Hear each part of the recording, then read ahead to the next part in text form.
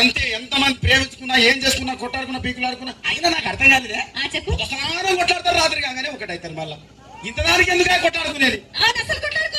అందుకే కూడా సంతోషంగా ఉండాలి అంతే మనం ఉన్నట్టు. సరేనా? కానీ ఆ మాట మాత్రం మాట